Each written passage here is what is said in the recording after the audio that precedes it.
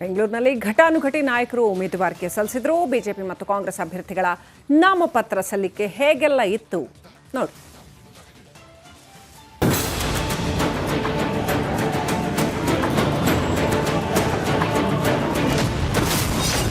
ಬೆಂಗಳೂರಿನಲ್ಲಿ ಎಲೆಕ್ಷನ್ ಹಬ್ಬ,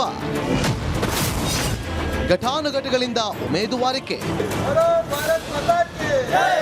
ಬೆಂಗಳೂರಿನಲ್ಲಿ ಲೋಕಸಭಾ ಚುನಾವಣೆಯ ಹಬ್ಬ ಜೋರಾಗಿದೆ. ಬಿಜೆಪಿ ಕಾಂಗ್ರೆಸ್ನ ಘಟಾನುಘಟಿ ಅಭ್ಯರ್ಥಿಗಳು ತಮ್ಮ ಉಮೇದುವಾರಿಕೆ ಸಲ್ಲಿಕೆ ಮಾಡಿದ್ರು. ಬೆಂಗಳೂರು ದಕ್ಷಿಣ ಲೋಕಸಭಾ ಕ್ಷೇತ್ರದ ಕಾಂಗ್ರೆಸ್ ಅಭ್ಯರ್ಥಿ ಸೌಮ್ಯ ರೆಡ್ಡಿ ಜಯನಗರದ ಬಿಬಿಎಂಪಿ ಕಚೇರಿಗೆ ತೆರಳಿ ತಮ್ಮ ನಾಮಪತ್ರ ಸಲ್ಲಿಸಿದರು. ನಂತರ ಮಾತನಾಡಿದ ಅವರು, ಈ ಸಲ ಕಪ್ ನಮ್ದೇ ಅನ್ನೋ ವಿಶ್ವಾಸ ವ್ಯಕ್ತಪಡಿಸಿದ್ರು. ಇದು ಎಲ್ಲೋ ಒಂದು ಕಡೆ ಇದು ನಮ್ಮ ಕನ್ನಡಿಗರ ಸ್ವಾಭಿಮಾನದ ಪ್ರಶ್ನೆ.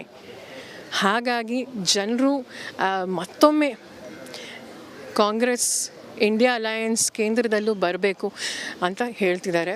ನಮ್ಮ ಕಾಂಗ್ರೆಸ್ಸಿನ ಗ್ಯಾರಂಟೀಸ್ ಅಂತೂ ನಿಜವಾಗ್ಲೂ ಮನೆ ಮಾತಾಗಿದೆ. ಅವ್ರಿಗೆ ನಾವು ಆಶೀರ್ವಾದ ಮಾಡಬೇಕು ಅಂತ ಜನರು ಹೇಳ್ತಿದ್ದಾರೆ.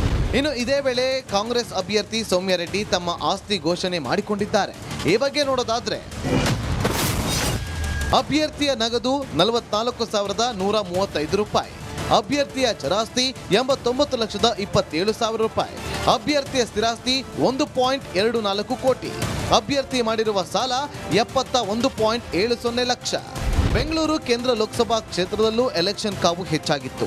ಬಿಬಿಎಂಪಿ ಕೇಂದ್ರ ಕಚೇರಿಗೆ ತೆರಳಿದ ಬಿಜೆಪಿ ಅಭ್ಯರ್ಥಿ ಪಿಸಿ ಮೋಹನ್ ತಮ್ಮ ಉಮೇದುವಾರಿಕೆ ಸಲ್ಲಿಸಿದ್ರು. 4ನೇ ಬಾರಿಯೂ ನಾನು ಗೆಲ್ಲುತ್ತೀನಿ ಅನ್ನುವ ಮಾತು ಹೇಳಿದ್ರು. ಇದೇ ವೇಳೆ ತಮ್ಮ ಆಸ್ತಿ ವಿವರವನ್ನು ಘೋಷಣೆ ಮಾಡಿಕೊಂಡ್ರು. ಅಭ್ಯರ್ಥಿ ಹೆಸರಲ್ಲಿ 39,590 ರೂಪಾಯಿ ನಗದು ಇದೆ.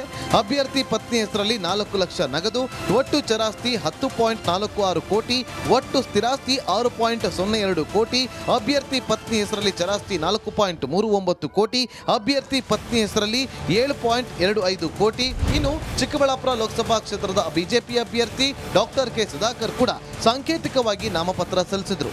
ತಮ್ಮ ಬಳಿ ಇರುವ ಆಸ್ತಿಯನ್ನ ಘೋಷಣೆ ಮಾಡಿಕೊಂಡ್ರು.